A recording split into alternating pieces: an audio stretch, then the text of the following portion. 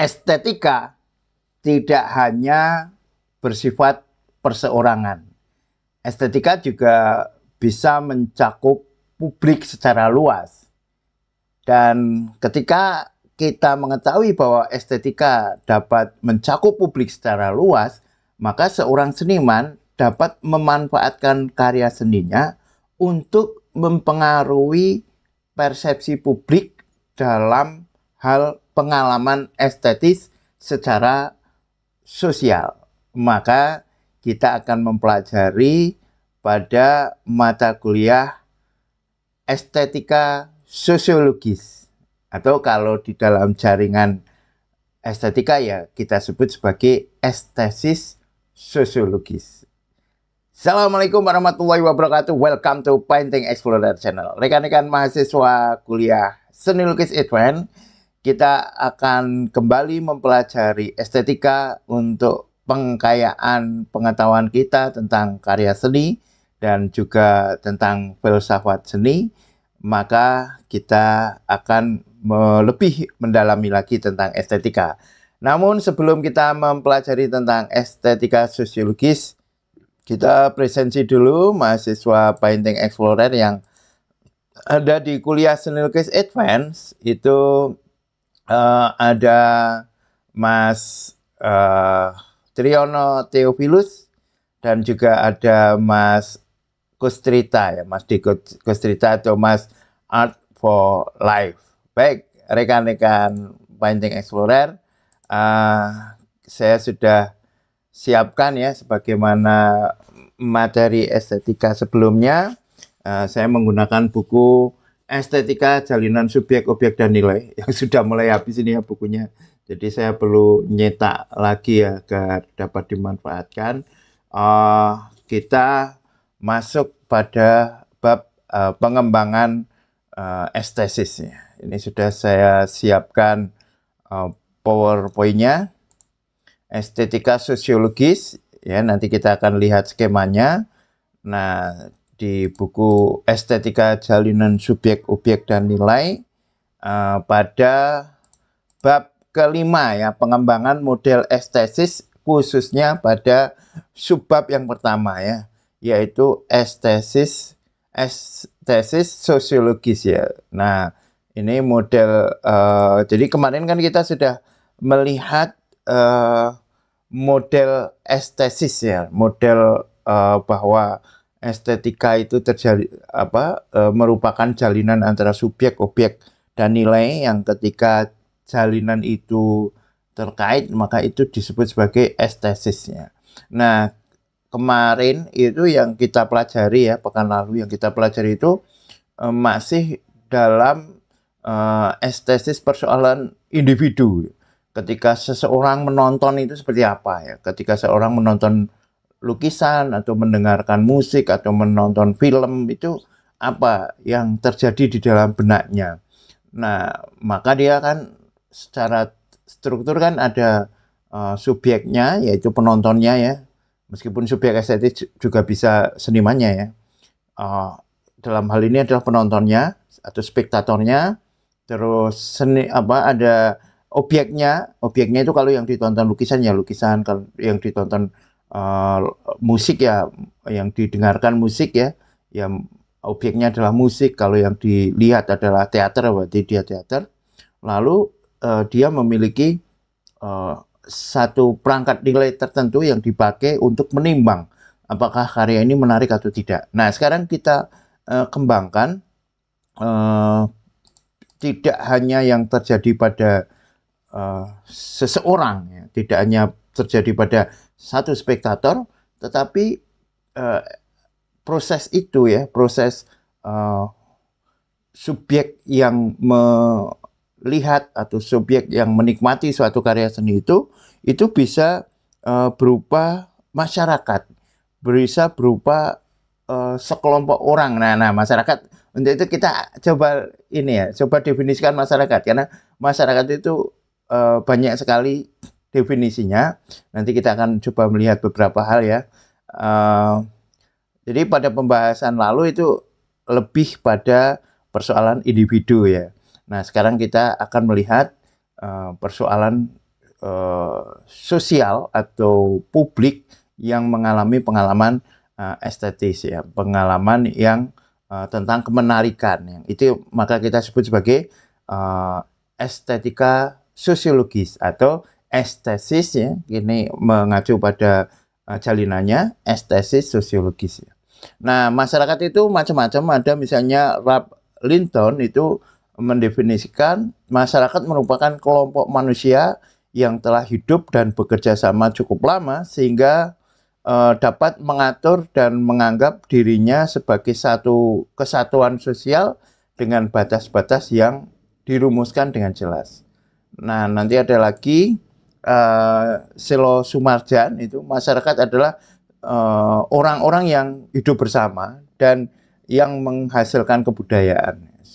Sumadjar Sukanto merumuskan unsur masyarakat adalah manusia yang hidup bersama, bercampur untuk waktu yang lama, memiliki kesadaran sebagai satu kesatuan dan merupakan satu sistem yang hidup bersama. Nah, nanti kita akan melihat ada juga ilmuwan Taqiyuddin An-Nabhani yang merumuskan masyarakat.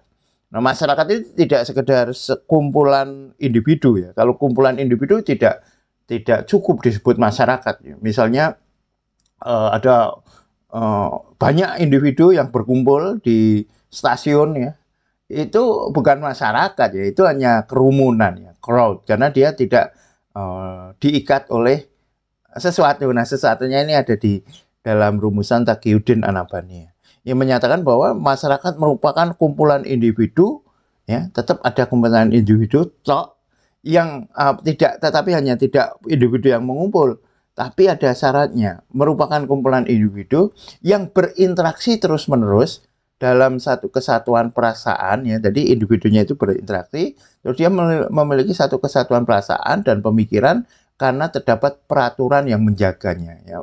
Dan berarti ini suatu kumpulan individu itu dikuasai atau disusun atau dijaga dengan suatu peraturan tertentu ya. Ini pandangan An-Nabhani ini lebih sosiologis, politis ya, sosiologis ideologis. Bagaimana dia melihat masyarakat itu yang dikuasai oleh ideologi-ideologi tertentu sehingga pemikiran dan perasaannya itu dapat disatukan ya oleh suatu ideologi tertentu ya. Karena nanti kalau kita melihat mempelajari Taqiyuddin An-Nabhani ini ideologi itu ada 3, tapi kita tidak bahas dulu di sini karena nanti akan panjang. Saya membuat juga satu video ya tentang ideologi ini, nanti teman-teman bisa mengeceknya, perbandingan ideologi.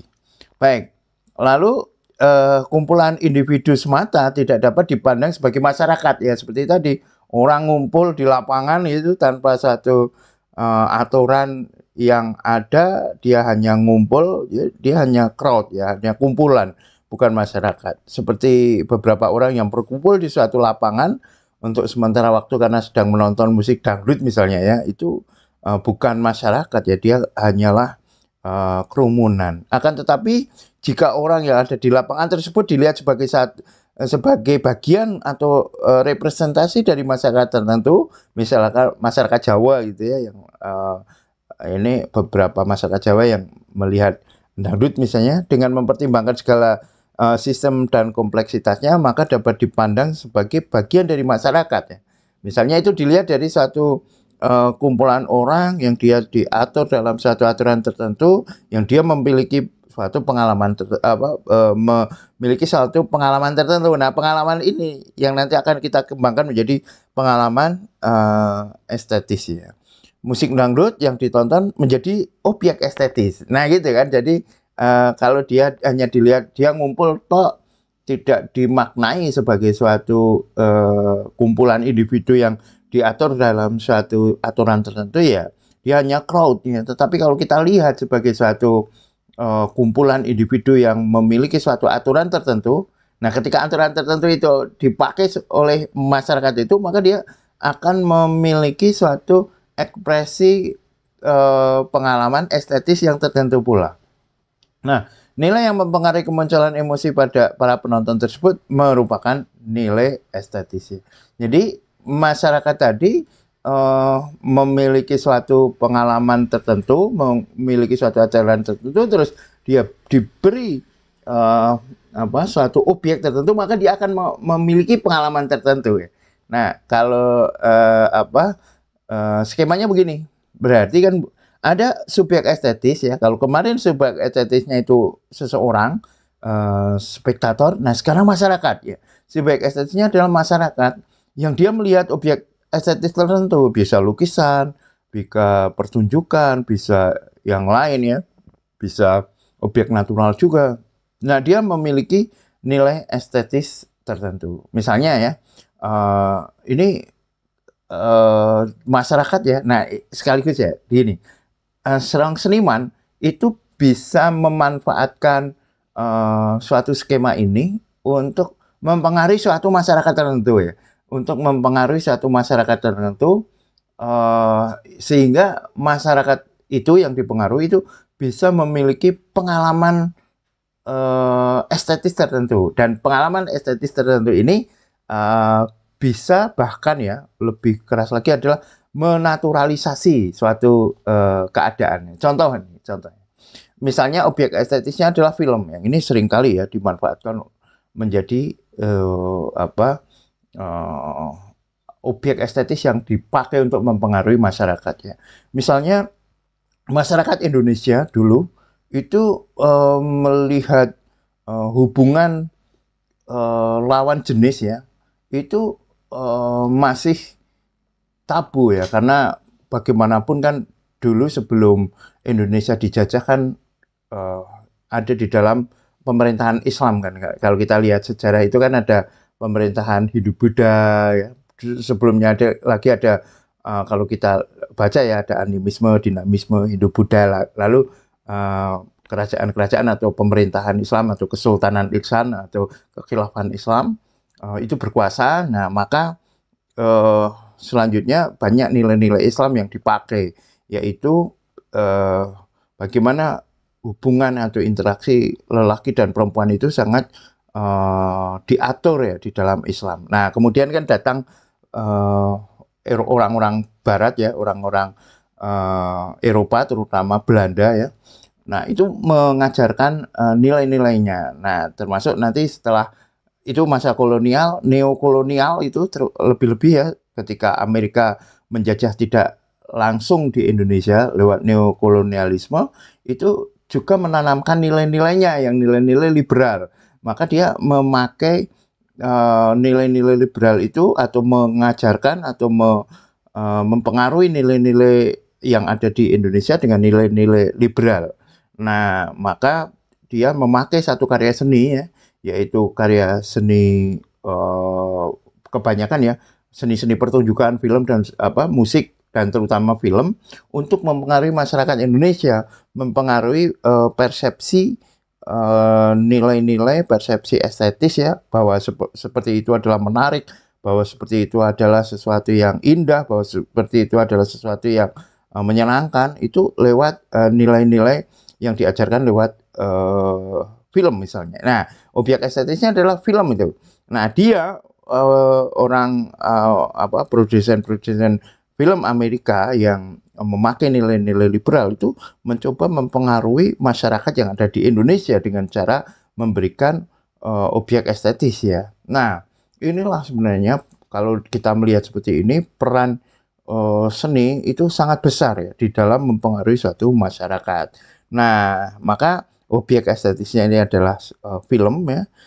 Subjek estetisnya adalah masyarakat Indonesia yang sedang dipengaruhi oleh persepsi estetisnya oleh pembuat kreator filmnya, yang dalam hal ini seperti tadi ya, itu oleh produsen-produsen Amerika misalnya, yang memakai nilai-nilai estetis ya. Nah, nilai estetis ini sifatnya sosial kan. Kalau awalnya nilai estetis banyak mempertimbangkan nilai-nilai di dalam Islam, bahwa hubungan sosial laki-laki dan perempuan itu memiliki aturan-aturan tertentu, kemudian itu dilibas, kemudian itu dirusak, kemudian itu dihantam oleh nilai-nilai sosial liberal. Nah, itu adalah suatu kajian ya, bahwa karya seni itu dapat mempengaruhi persepsi publik, dapat mempengaruhi persepsi masyarakat. Nah, itu teman-teman ya. Jadi sekaligus dengan seperti ini ya, paling tidak ya, kalau toh tidak dalam skala peradaban ya, kalau tadi kan contohnya ya, antara peradaban kapitalisme liberalisme yang ada di dalam Amerika yang sebagai sebagai pionirnya, yang itu terus menyebarkan ke seluruh dunia, itu kan strukturnya sangat sangat kuat kan, yang menjaga hal itu sangat kuat ya. Nah, paling enggak dengan mengetahui ini, seorang seniman bisa bisa mempertimbangkan bahwa karya seninya itu dapat digunakan untuk mempengaruhi persepsi publik ya, dapat digunakan untuk mempengaruhi persepsi masyarakat. Nah, untuk itu kita semakin sebagai seniman ya, semakin percaya atau semakin kuat bahwa karya seni kita itu sebenarnya tidak sekedar bersifat individual ya. Karya seni kita itu yang kita buat itu sebenarnya bisa mempengaruhi persepsi publik. Oke, rekan-rekan, itu kira-kira materi kita malam ini ya, tentang estetika sosiologis. Monggo teman-teman manfaatkan kemampuan teman-teman di dalam menciptakan karya seni, tidak saja untuk menawarkan keindahan yang dapat dinikmati oleh satu orang untuk dikoleksi, enggak hanya seperti itu, tetapi karya seni yang teman-teman ciptakan ketika itu di publish ya, disampaikan ke publik, entah itu lewat pameran, entah itu lewat media sosial ya, dengan satu narasi tertentu, itu bisa mempengaruhi satu persepsi publik ya. Baik teman-teman, terima kasih sudah mengikuti kuliah ini di Painting Explorer. Mari kita eksplorasi. Terima kasih. Thank you very much. Thank you very much. Assalamualaikum warahmatullahi wabarakatuh. Hari menggali warna